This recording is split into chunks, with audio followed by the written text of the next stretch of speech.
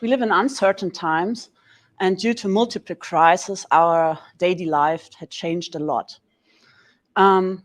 Things that seems to us unimaginable a few years ago has now become reality, the so-called new normal. But before the crisis of Corona, the Ukrainian war, the crisis in supply chain and manufacturing today, we had another shift in economy, which was called the digital revolution or the digital transformation, or what Upen called the society 4.0, the revolution that brought us the ICT technologies. But by facing this kind of crisis or changes in our society due to technology, we always think about how the relation is between the things and machines we build and the effects that has machines in our life. This is what I call, first, we shape our tools, and thereafter the tools shape us. And this is why I'm talking about, on the one hand, about the digital revolution brought to digital technologies like the invention of computers and the internet, and the other one, the digital transformation that has happened due to this technology and the use in our society. So especially the engineering and the manufacturing is, shaped by digital technology nowadays. And we really think, we need to think how we can rethink this kind of technologies. So sometimes if we want to step further, we need to step back, because every future needs an origin, or what we say in German, Zukunft braucht Herkunft. So almost 10 years ago, it is really 10 years ago, that the German government claimed the term of Industry 4.0. And it was a quite success. The whole world is talking about Industry 4.0. Yeah. But a few months ago, the Verband der Deutschen Maschinen- und Anlagenbauer, VDMA, VDMA, claimed on their annual conference that Industry 4.0 has failed. Till now, we haven't seen many technology of Industry 4.0. Why is it? Why we are struggling so much in our engineering culture with this development of 4.0 technologies? From my perspective, this is deeply connected to the framework and thinking models of the industrial age, because factories and machines were built in the industrial age, and they are born out of a mechanical thinking. What is the mechanical thinking? The mechanical thinking is a way of thinking that became prominent in our Western culture in the time of the industrialization. That means men start to build machines, and afterward we see ourselves and our world as machines. Like I told you, first we build the tools, thereafter the tools shape us. So in the corporate world, you find this very well expressed in our human resource departments. Because we are only human resources that feeds the big corporate machine. And a human is not an individual, it is only a spare part, that can be replaced easily by another human spare part. This is how we think society, this is how we think corporates, this is, our life. But we also see ourselves as machines. And I think this is really a beautiful picture from 1926, where it was really the high time of mechanical thinking. And this is by Fritz Kahn, Der Mensch als Industriepalast, Human as a Factory. And it shows really this imagination, everything is mechanical. Everything, even our organs, work like a corporate, a factory, a machine. So this is because our whole society till now is machine-centered design. We are talking today about how can we get a shift to human-centered design. Then we really need to rethink how our daily life is working. And even if you think you don't work in manufacturing, you don't work in engineering, your life is affected by this kind of mechanical thinking. Because why you work 8 hours a day? Because the workers can work 3 shifts. and 24 hours a day is 3 times 8. This is the reason why we have this 8-time working hours. You can now say, yes, but in the industrial age, the people worked much longer. Yeah, but they invented the workers' union to fit in the thing. And even the workers' union are invention of the industrial age. And from my perspective, this is why they are struggling with the term of new work so much nowadays, because they also need to rethink themselves.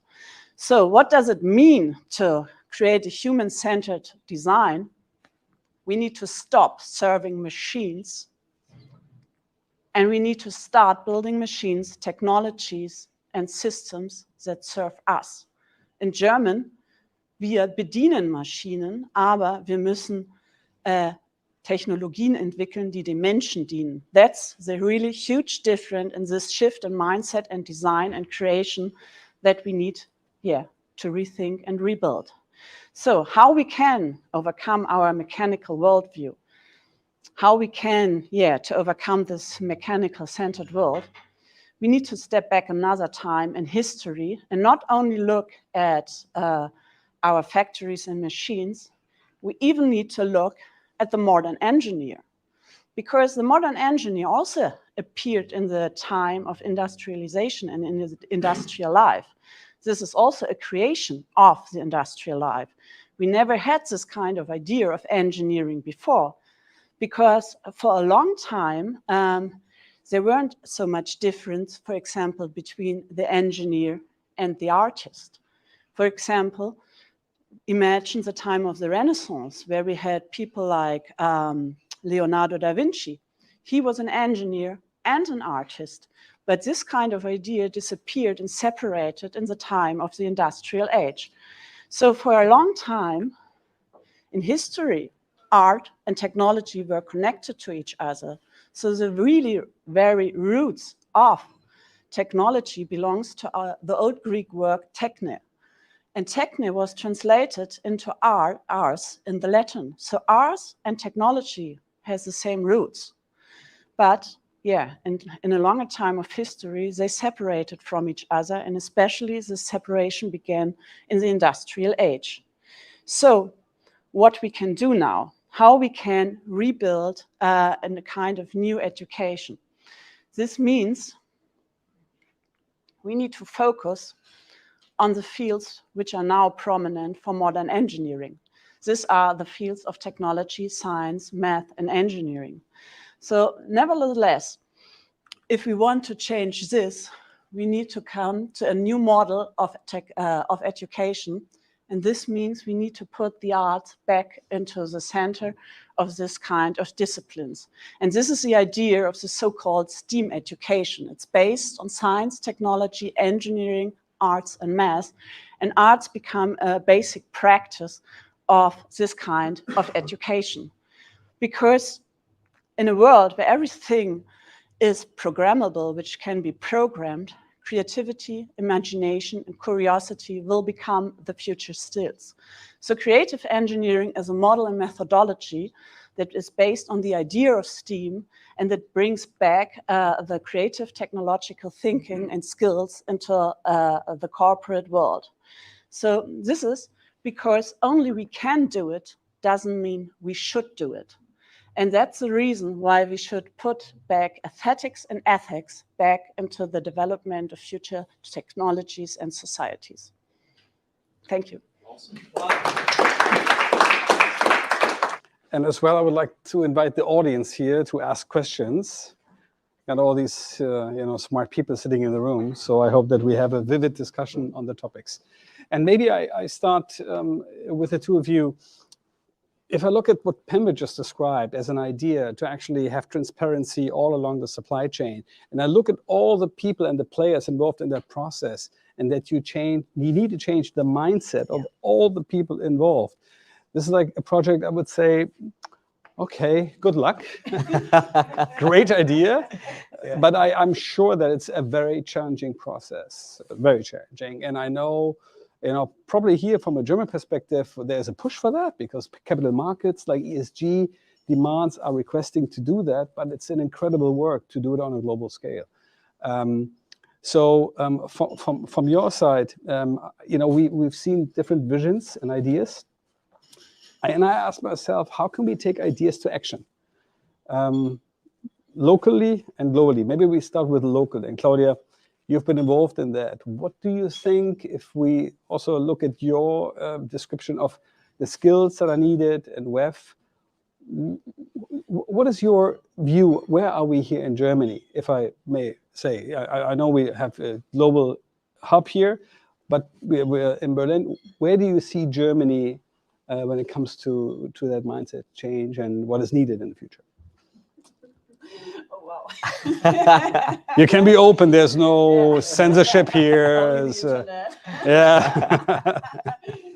I need to say I've seen different cultures and I worked a lot with different cultures, and yeah, the mindset shift for Germans are really difficult. My friends from Latin America, for example, they tell me, why are the Germans always think like this? Yeah, this in boxes. This is why we call it so much, or have this call for out of the box thinkers. Mm-hmm.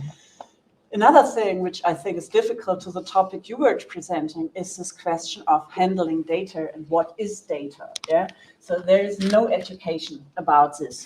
10 years ago, I digitalized the Willem Flusser archive, which is the archive for one of the so-called digital prophets of the digital age. He was a very good philosopher for artists and practitioners. And yeah, you always need to create new databases, how to organize data and metadata and so on. I worked a lot in my life with this kind of question and to teach people database thinking. I call this, because in the media art you always took, okay, let's take this data set and let's do funky shit with it. Yeah. So this is how media art works. And this is how I got bored of media art after some years, because it's always taking some data, doing something with technology and make beautiful things with it. Yeah, but there's no purpose. This was my problem, why I stepped out of it, because I wanted to have an effect on the world. But yeah, I think this is from the German perspective a very tough thing, but also from in general, from this question of collecting data, how to manage data, how to organize data.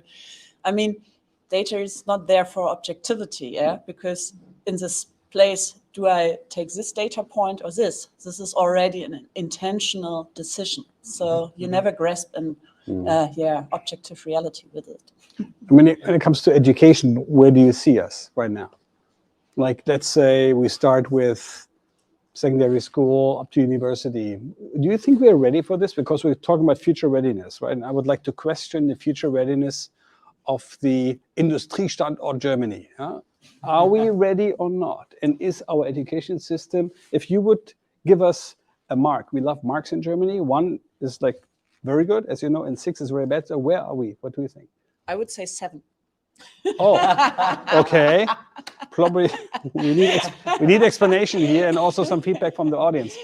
Upen, you were quoting, and of course, the picture you describe is, it's all about future readiness, and we need that. You work at SAP, you have global Fortune 500 companies. You work with DAX companies. You've seen leadership, you see leadership every day. You see it in different parts of the world as well. Yeah. I know it's not an easy question, but I would like you to comment on the mindset level of a German leader in that sector. And if you can you compare it to, let's say, Asia, North America, maybe, South America, Africa? Are there differences? Would you say there's certain cultures that allow us to be faster here and others that don't? Where are we? Oh, thank you. It's fully loaded one. Let's take it one by one. So first part on your question, what is the readiness of the German side? I just came back from a big tour of Asia. Spent a lot of time, 10, 12 days in with different state governments of India. And I can tell you that they think we're more ready than we actually are here in Germany. Okay. So there's a perception that, because Made in Germany has worked until now. and you said that very well. But how long? And that's really the question. We are looking at a lot of frugal innovation in the Asian countries, in Southeast Asia, in India. That's helping the frog leap. Right, a leapfrog, leapfrog. It's my jet lag. Yeah, so it's the leapfrog that is happening. But I believe there's lots that we can actually bring here and learn on how we can be a bit more modular and very quick in thinking. I think we're still spending a lot of time planning to death, right? I don't think we have that time anymore. I think we need to. Future is faster than you think, but we're not thinking fast enough. And that's my observation. There are a couple of examples you will see which have not come to the mainstream yet, but from Latin America. I mean, it's a lot about community driven. Very quickly, they can assemble community of tribes and for a single purpose. And anchoring that purpose in organizations has been a little bit difficult. If you go to the shop floor somewhere in Germany, say, hey, this is my company's vision. But what is my contribution to that? That gets lost somewhere. I need to do X, Y, Z by the end of my shift, as you said. And that is a challenge. So from a skills perspective, it's look at this, open source. My God, that's tough to imagine over here, right? But a number of different approaches you have to take in terms of mindset. Yeah, it's fine. Let's open our data. Let's collaborate. And this whole collaborative thinking, I think that needs a push. That needs fundamental shift in mindset, part one. Second, enablement. How can leaders enable? That's all right to fail. Failing is learning. Failing is not being able to deliver X, Y, Z. And I think that's where we can do a lot better. Okay, because I would like to see the reaction, and we have some questions coming up already. I would like to see the reaction of let's say, a typical executive board level that you go to in Germany, somewhere in the area of Baden-Württemberg or wherever, and then you show your chart with retirement, and then you show the other chart, right? It says you learn, you unlearn, you learn, you unlearn, you unlearn, and then I think it's an interesting dialogue that you have, and I don't want to blame people here, but my feeling and what you can read about and etc. is that we're struggling. Yeah. Like Germany struggles with anything that has not a process like this. Like you say, we have the boxes, right? And we have that clear plan, and we are really good if the plan is there and we execute. Don't mix it up, right? Don't interrupt and say, oh, we have to go this way. Very, very difficult for us. Yeah. And I wonder if this is maybe could be a disadvantage for us moving forward for the next 10, 20 years from the industry perspective, if we can't do it. If we can't, make that shift. Yeah. And I always ask myself, is it a generation thing? What is it? Like, why is it so difficult for us, right? Maybe we have some experts here that can explain. I think Uli had a question and Olaf had a question. Olaf, question or comment or question. I actually have a question to both of you. Yeah. We have from Upen, we've heard at the very beginning, well, we have so much to learn in 2025. So that's something that really resonated with me. And I heard from Claudia, well, we got to unlearn, and we got to build a whole new educational way of thinking. So I was, it came to my mind, okay, if that's the plan, we got to learn a lot, as you said, until 2025. And you said, oh, we got to rethink in the way how we drive education. I always, point out leaders are learners, and the company can only grow as fast as the leaders learn and grow. So if we have understood that from our mindset, what can a CEO do in order to foster the new mindset thinking? Because I know in Germany we're talking about our education system to change for more than 40 years, I think. And what's happening? Yeah. So there's another proof point what you're saying that we're way too slow. Yeah. So if we kind of feel ourselves responsible as a leader or part of a leadership team member, or even the CEO, what can the CEO do? What can a leadership team member do to support this mind shift change and the way of thinking that we need to break, unlearn, whatever? That's my question to both of you. I don't know who wants to start. Yeah, thank you. You want to start? I can. Claudia? I'm ready. It's a good question. Yeah, thank you for. What? It's a Is that- microphone. That's the coolest microphone. I thought it was something to shave or something. Thank you for this question. I think in Germany, the crash in industry will be very hard. There are some companies who do it really well, this digital, so-called digital transformation. And they are really pushing things forward. Yeah, so there are some manufacturers that are really good, but there are also many which has a very traditional, old, hierarchical, patriarchal organization and leadership, and these are the companies that will die. So I think there won't be a kind of smooth transition. So the one will die and the other will succeed very well. This is from my perspective, because sometimes you have also leaders that want to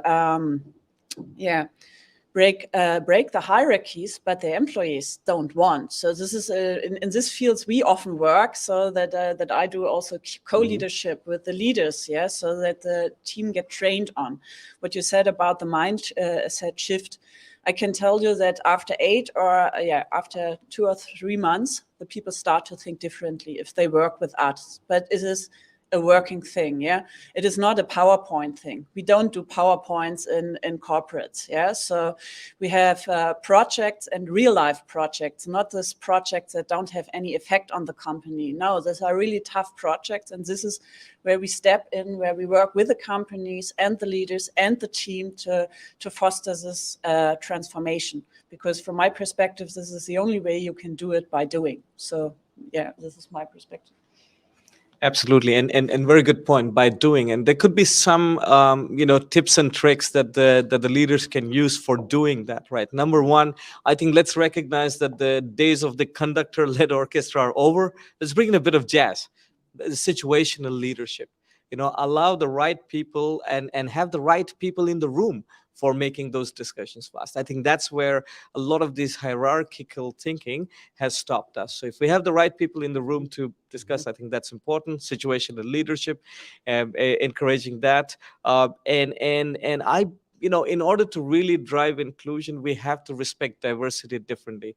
Diversity in all forms of ideas, not only gender, where we're probably doing, have some many companies have some KPIs even. So that really fosters that innovation behavior. And I can see Mark here. Mark is dealing with the Mittelstand almost every day, helping them servitize their business. And you can see there's some fundamental lacks you might be seeing compared to the others. If you want to share something, I just servitizing is not easy. It's not a mindset of Germany, right? And not Central Europe. We're more productizing. We're very good in productizing. But now we need to move to the next level, servitizing it. Yeah. How do you see? I mean, to start with, you said to have the right people in the, you said you need to have the right people in the room. In the Mittelstand, the room is getting increasingly empty. That's a bit of trouble. While larger companies like SAP still find the people they need, it's more difficult in Baden-Württemberg, outside the bigger towns. So coming to Claudia, clearly the drive to develop technologies that augment and serve the people that remain is very critical, and I see big openness in the Mittelstand to discuss technologies like that. Context-sensitive assistance systems, systems that help people onboard a lot faster, because when you get hold of someone who wants to work for you, you don't ask what's your experience or what have you done this before, but how fast can you learn what is needed for that job. Routine will go away from most jobs, so clearly the focus on the arts is very strong. So I think this is the practical problem they deal with. So how can we do the same with less people, and whatever is supportive of that endeavor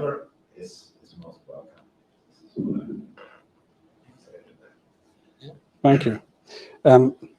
Yes, please, after that. I was just going to say, I'm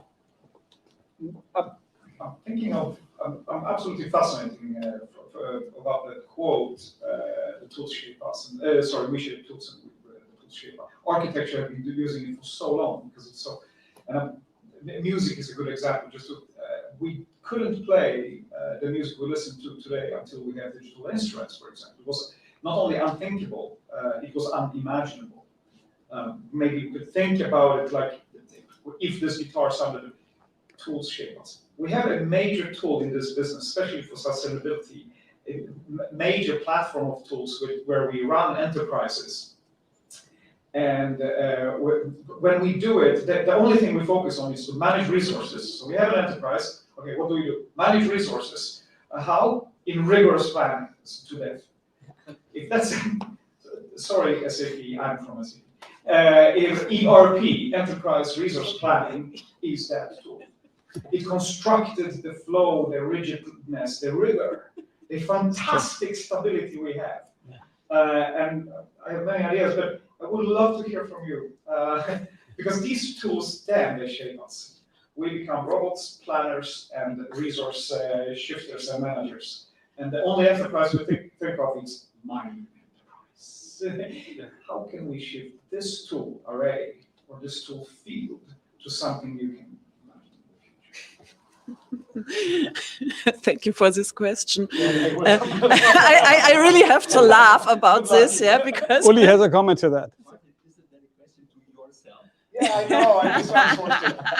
I'm planning my resources differently. I need to say, 10 years ago, when I stepped out of the university life, my last research project was with the Helmut Schmidt Universität der Bundeswehr, with the professorship of accounting.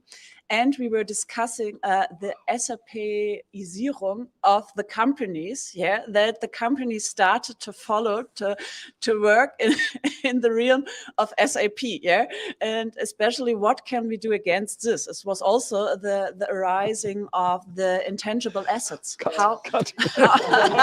We have to shut down the live stream. We're sorry. No, I'm joking. No. He was asking me Yeah. and invited me. Yeah.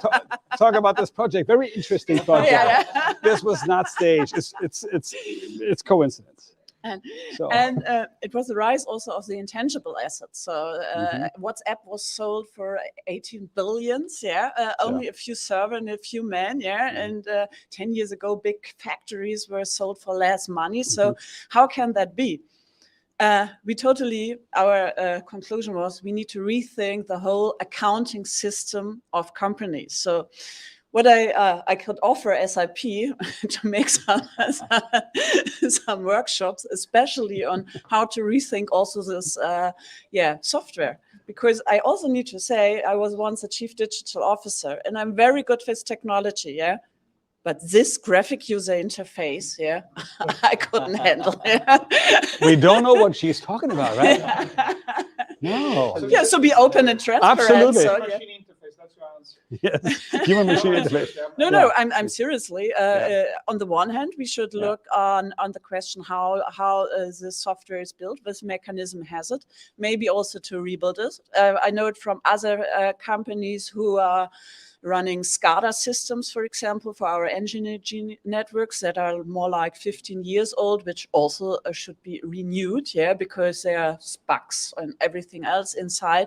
And the whole system, how one part works with another should be rethought, This is why still our companies work like this, because there is this enterprise resource planning tool I don't mention here. And this is why we need to set up a totally, from my perspective, new software. Also something which is maybe more modular. For example, it was short before Corona. We supported a very big manufacturing company by building up a cyber-physical system. This is the special word for a smart factory. And it was very interesting to see that we tried to build a system that you can look, okay, it should be more sustainable, it should be more fast. And we totally changed the whole production manufacturing process. because normally you have this pyramid, yeah, with the ERP and then the MES and the SCADA and so on. And we totally changed this, and we built we called it a smart production tag. And this was put on the product, and the product itself was guiding itself through the production. So we built a system, and we always started the presentation, and we didn't know what happened because it was a system which was controlling itself. So this, from my perspective, could be, things that, should be developed and rethink. Mm-hmm. Thank you. Thanks, and I'm glad we are actually rebuilding. So that's the good part. Martin mentioned in the last talk, right? So far, we have built systems that we have to learn. We are now building the systems that learn us, respect us, and that's the human machine. So this is what we are already working on. So that's good, because that was a massive transformation. The change from digitizing to now digitalization. I hope fundamentally we start to agree that it's not the end user. It's actually your first user. Then we can construct systems differently. In the past we have built systems to last forever. Not because of the technological challenges. It's the human who designs that. Let's build it forever. But right now we need to design fundamentally the systems to adapt and change as quickly as you want to do. So I think it's our job as leaders to recognize that and enable systems that should adapt, right? I think humans can do it. Technology is the easiest part. You can code it, you can recode it, and the new stuff is available. But that again brings me back to what kind of learning. In the last 20, 30 years in the B schools, what do? Plan it well, no risk, plan short term, reward quarterly. We have to fundamentally look at the long now. We have taken our eyes off long term. Right? Because we are rewarding short term. We aren't really rewarding. How many companies have rewards for long term? And I think that's, as leader, to your point, it's another tool. Enable and reward that long term thinking with short term success points. Not other way around. The goal is long term, but success points can be celebrated. The milestones can be always celebrated. Mm-hmm. But think long term, right? So that's very important. Yeah. Olaf. Just a comment to microphone. Wait a second for the microphone. Comment to what I just heard. You were mentioning earlier that Da Vinci was not only an engineer, but he was also very well in arts. So if I put that into certain industry, you can see where the designers kind of fight with engineers, especially in the automotive sector, for example. But they're starting to begin the balance in that sector. Looking at other industry, maybe plain mechanical engineering, whatever kind of, I don't see that. I don't see the arts element. Mm-hmm. So when I listen to you, I understand that we need to bring the right people in the right room with the right experience to design the new. What would that mean in terms of who should we pay in the future to take this idea and the struggles that we sometimes see, and how do we maybe change the rural education of the people? Because currently our education system, doesn't have all the different aspects that we probably need in the future. So what should we do? Mm-hmm. There's a comment. Uli has a comment. One second. Wait for the microphone. Same topic. Yeah. There's one more. One more. Great. We have left and right balance. I might have an answer. Great. That's great. Wait a second. Uli, please answer. I might have an answer. But it's actually a very small one. I'm running the School of Design Thinking in Potsdam, and we are exactly doing what you're asking for. You're bringing the engineers with the artists, with IT guys, all those people together, but it's a very small amount of people. And since 15 years, I'm running that thing. And we just looked at the project portfolio. We did 580 projects in the meantime. And we have about 2,500 students. Looking at, and they are learning these kind of skills. Upen, you were pointing on, and Claudia, you were pointing on. But this is a very small amount of people. But as soon as they are off that 1 semester or 2 semester program, they are completely unlearned. And I'm fully with you that unlearning is something which we have to do nowadays, because our education system is so 7, as you are pointing it, I would call it 8 or 10. It's dangerous. It's actually doing worse things to our kids because it's not preparing them to the world we're living in. It's actually doing the opposite. It should be punished that guys who are running that system, still, the ministers, they should be punished in prison.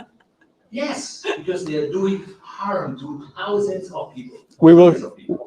we will quote this tomorrow in the Tagesspiegel. Yeah, we put them into prison. Don't worry, No. offline anyway. No, but I think it's an But important point. Actually, we need more of this kind of education. Hasso Plattner, Yeah. the co-founder of SAP, who was actually funding this kind of education, the design thinking education, looking at the people at Stanford. So even himself, he was not able to kind of multiply that thinking. Mhm. It is just not enough, and we are not fast enough. And I'm doing it since 15 years. I'm really somehow disappointed about myself because when I was starting that 15 years ago, I was saying that so clearly that we need this kind of new thinking, of collaborative thinking, of not individual grading, of teamwork, of teams work. That is so clearly that we need it. So in 20 years from now, from that time, we don't need that kind of special education. We don't need to unlearn people because the education system, the learning system, it is not a learning system. That is the problem. We are all educated. Martin. We are not trained to learn. And this, you're pointing on the right thing. So we need to de-learn now to become learners in the future. And this is the task of the education system, nothing else. And they still behave like educators. We know best. Of course. Martin, you want to add to that? Martin, and then Olaf? Microphone. Thank you. Fantastic, yeah. Thread our educational system with Jay, I think it's a good thing. I have some relationship with the Swedish educational system, and it's still holding on. Anyway, my question is to everybody, the tools we talk about, let's enlarge them again. The tools that around the world, by any company out there, technological IT tools, they're building the enterprise resource planning tools. And they are also in the realm of one big tool, which is the socioeconomical system, which is neoliberalism at best. Okay? And neoliberalism is failing fantastically. It brought us so far, just to state that, it's amazing how capitalism brought us to sit here and discuss this. We go into space and we might, just to establish the baseline. Okay, fine. Now, I can hopefully say it's also shit for the next 50 years. It will destroy us.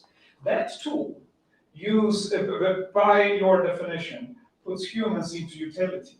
So basically I'm doing a spectrum where the opposites are art and utility. In between there is design. So you take artistic, innovative idea, you design and engineer for me the same thing, into utility on the market. That market is a tool. We place it in another tool that spits out products and utilities for human beings, for example, energy, etc.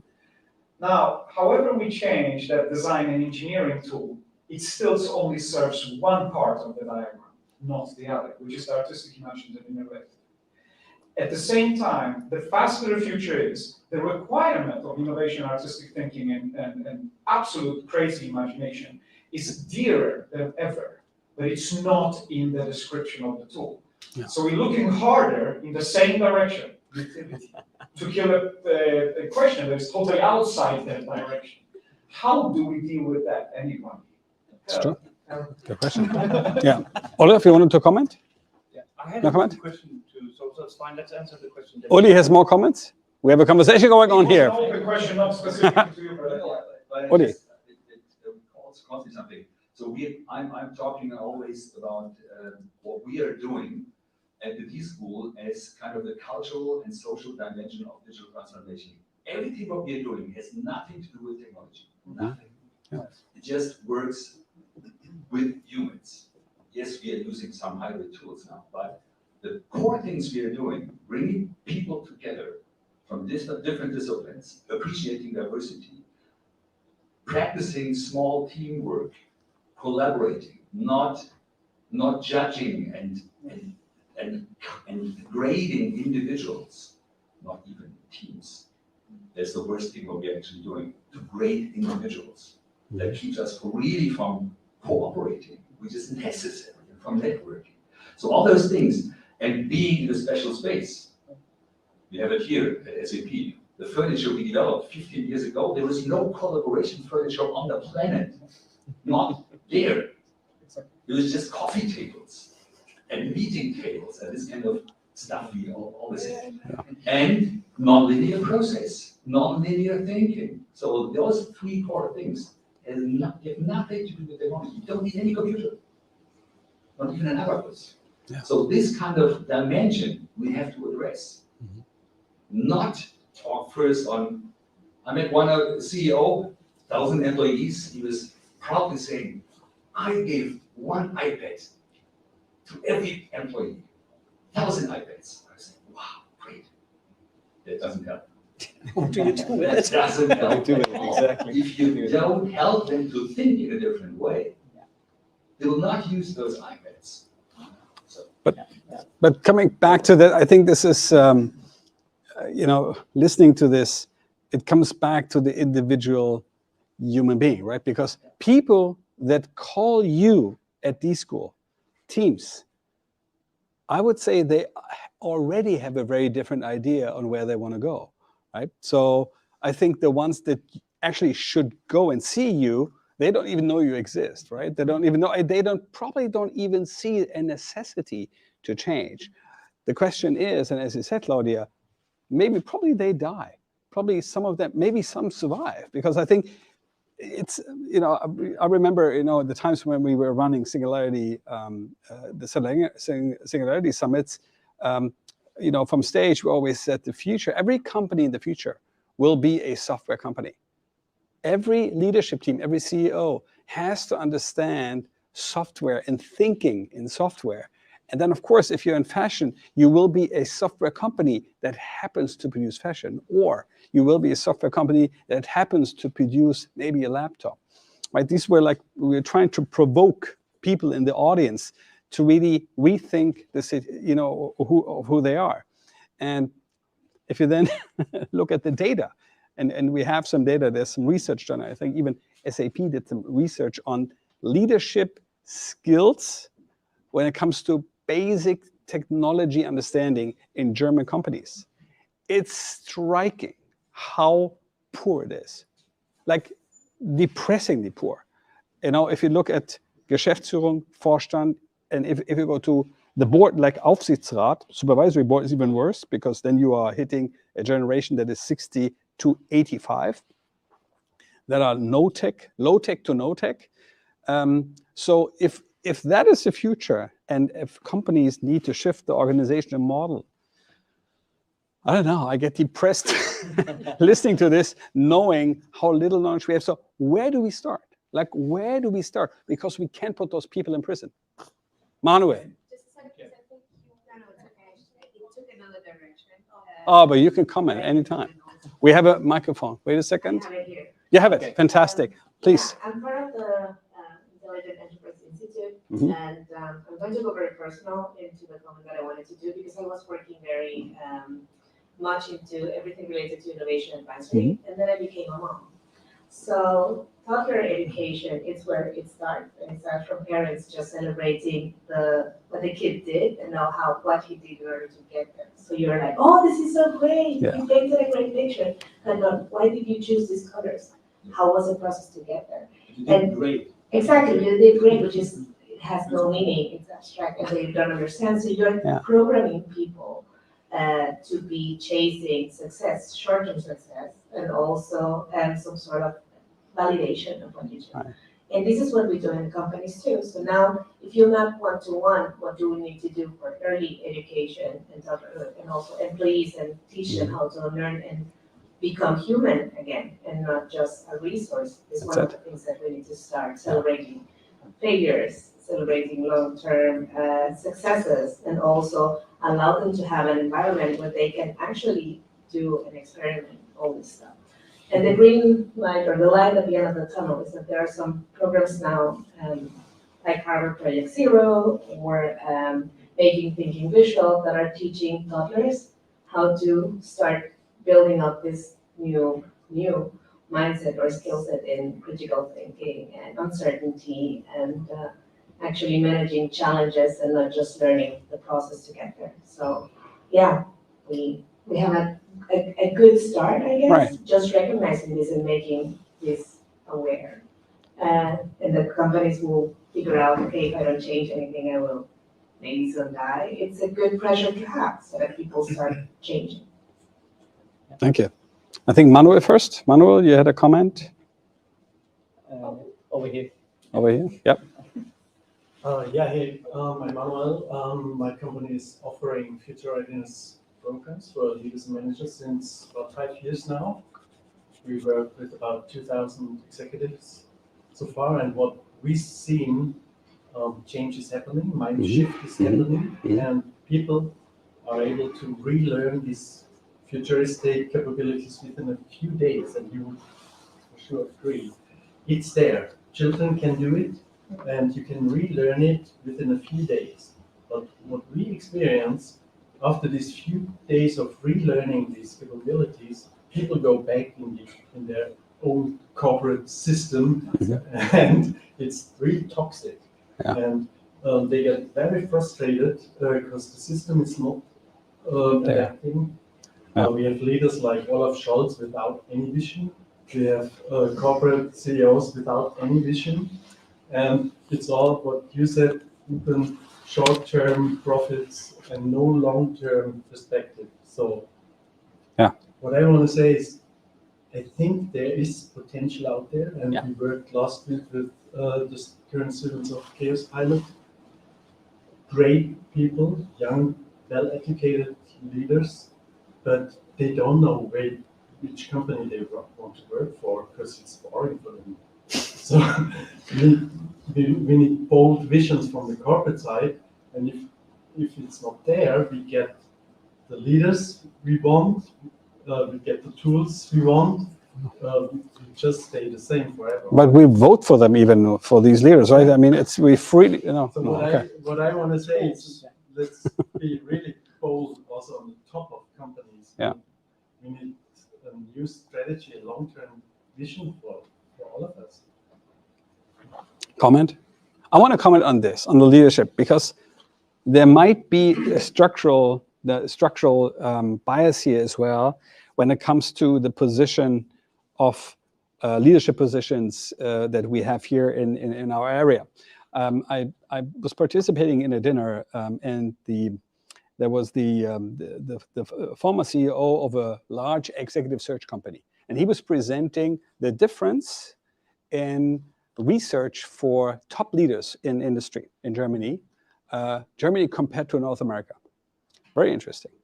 And he said, there's such a fundamental difference if you get hired as an executive search company to find somebody advisory board or find a CEO, etc., from a German advisory board in North America. And he said in North America, they look for someone, especially in times of change and transformation, they mainly look for people who have the ability to communicate well, strong charisma. So it's very interesting. He said it's not so much about your CV. They don't look into the CV. They look at what personality you have. Mm-hmm. And if you are able to change a company that maybe has 10,000s of people, communicate and change this tanker that is in the sea, and it takes time. So this is how they act in North America. And of course, everybody was asking, what about Germany?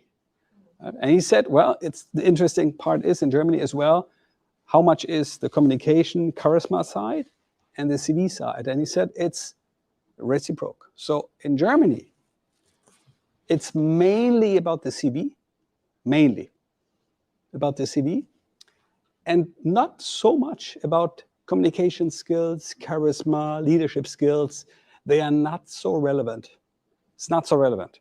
So and I think it's a cultural thing, because we really want to know that, if you want to run an automotive company, you should be an engineer because you have to know about the product. So this is how it used to be. It changes right now, but I think that was very interesting for me to hear that here it's very different. It's very different the way we put these people in. And if we then ask for bold visions,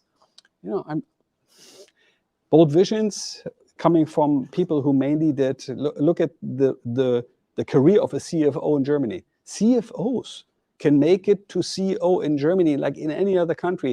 We have a lot of ex-CFOs now running these companies. I mean, nothing against data and numbers, it's great, but usually I would say they're not the most visionary people because they're qualified by cutting costs and keeping numbers together, something that the advisory board loves, and then they become CEO. So maybe this is also something, maybe there's some Interesting observation.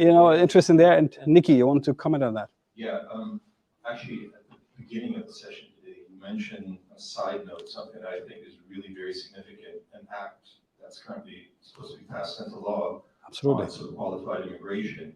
And it's interesting because we've had this discussion in Germany, talk about the mindset in Germany over, 20, 30 years. How do we actually become an immigration country? Yeah. And now at least we're focusing on economic immigrants. And the interesting thing was, and I heard this interview today, actually wasn't Olaf Scholz, but it was the leader of the opposition, Merz, who said, well, the system's flawed, or the act is actually flawed because it doesn't, it accounts for people that don't have degrees, right? Which essentially says, going back to today's topic, which is skills, you're not skilled if you don't have a degree. Yeah. So my question, actually to the room, but also particularly to the two panel speakers, is in a world of constant sort of, in an expert economy, adaptive, constant need, or need to change and be adaptive. What are the thoughts about what makes a skill, right? How do we, if we have a shortage, we have the great resignation, we have all the big quits and all the topics and headlines that are going on. How do we actually start filling that gap where, the degree is no longer about the assessment, it's about what I learned in university, which might have half-time, maybe 2 years, or I constantly, quoting a CEO that I used to work with, you have to qualify every single day, right? How do we deal with that? And particularly, how do we deal with that in Germany, right? North America accounts for about, I think, 40% of global spend on corporate learning and corporate training. Yeah. Asia, India accounts for another 40%. Europe is about at 20%, obviously, so that's the math. And within Europe, it's about 20% the UK spends. So the rest, including one of the biggest economies in the world, Germany, is like minutia. I'd love to hear your thoughts on how do we get to a more experience-based expertise and qualification system. That's a big question. That's a big question, but I'm happy. I think one of the trends, continuous learning, is a trick. We have to look beyond the traditional 4-year, 2-year, and how do we enable that continuous learning is going to help us shape those skills as well. Micro learnings is another new pattern you saw. HPI also with the open HPI curriculum. Everybody, that's the place where I fundamentally believe these kind of strategies should help us drive inclusion. Right? Education was supposed to be very specialist. We need to democratize it in a way that we can drive more inclusion. And that is possible via a few of those tricks, micro learning, open it out, and let everybody who can, irrespective of what is the way in, having those multiple pathways. I'm actually working with Professor Polter, he's not here today, on a very specific manufacturing part. I wanted to get to that you mentioned. When the manufacturing, we know in the past has been very subtractive, right? So you build a big piece and carve out something small out of that. Now it's changing, right? It's additive. So the design needs to be looked at differently. You can actually onboard so many different skills and expand that knowledge digitally so that more people can actually contribute in the core, the new manufacturing way as well. And these are some of the hints that we can see. Can we now bring outside the university? We have so many, you mentioned about, being a mom and staying home for a couple of years, and then when you come back, hey, you want to work only 20 hours a week. and you have the skills, and you can get into learning some of these advanced manufacturing skills and contribute from a creator economy perspective, contribute back as well, and continue to learn that. So I don't have a single, answer, but there are many small moves that we will need to do. But one more comment to the Germany part, and I really extensively since May we've been on the roads, Asia and US, etc. I believe we have a big opportunity here in Germany if we stop thinking and comparing ourselves just best in Europe. I think we need to go to global thinking and try to compare with global metrics. Opportunity is there, I believe, but we need to have the right comparison, and then, because if we think then that global, so that we can act locally everywhere, that is something that will drive inclusion, which will then help more new ways of learning, onboarding, reskilling, upskilling. That's one part of it, right? You have, I'm sure. Sorry, long answer, but no problem. It's a very interesting question, and I try to answer it with an image of Heinz von Förster. He was a famous cybernetician, and he was explaining trivial machines.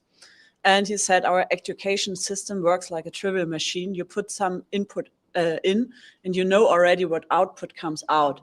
And this system, this program of our educational system needs to change fundamentally. And we have some roots here in Germany. I mean, this background, this whole thing I was telling you is because I was educated in this kind of education. It's called it's a kind of idea or theory where arts, technology, and science is the same. So we have one of the biggest building here in Germany. It was funded in the beginning of the 80s as the Center for Arts and Media.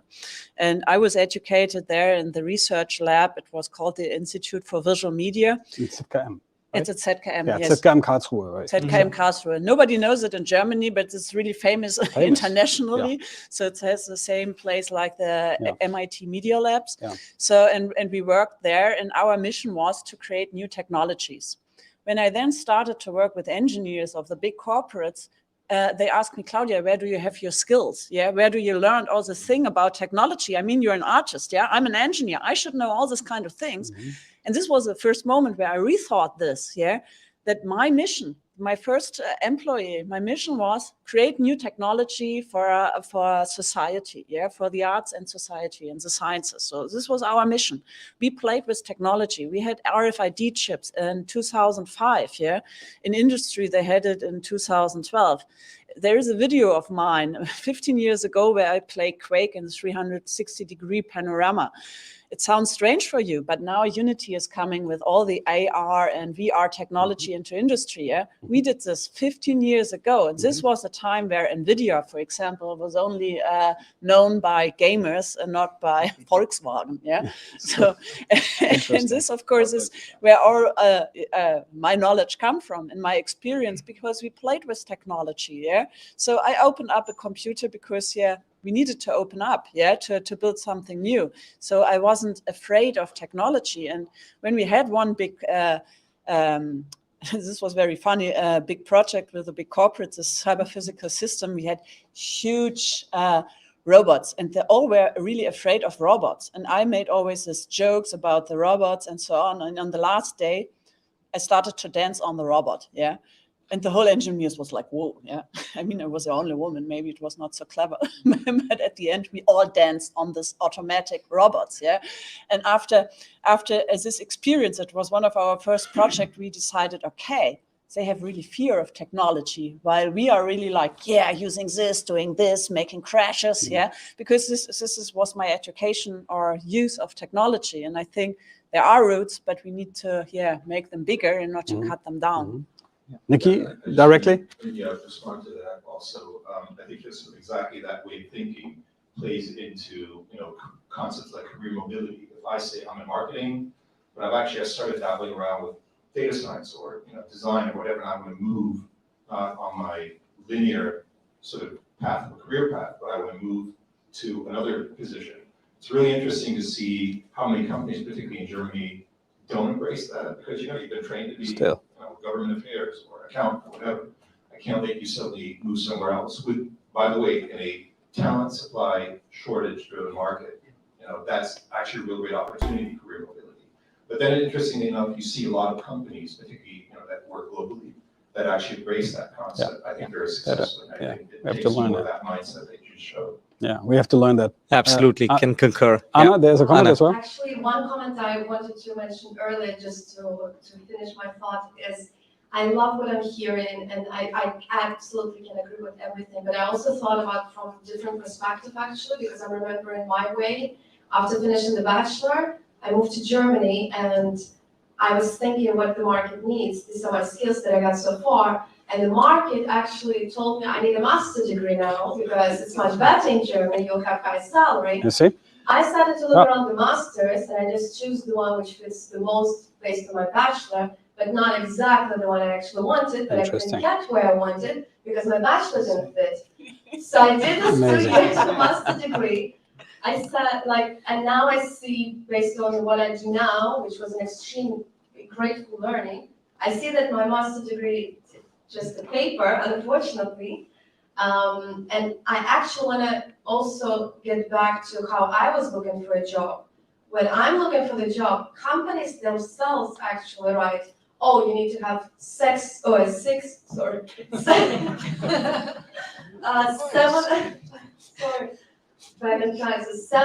plus years of experience in this and this industry.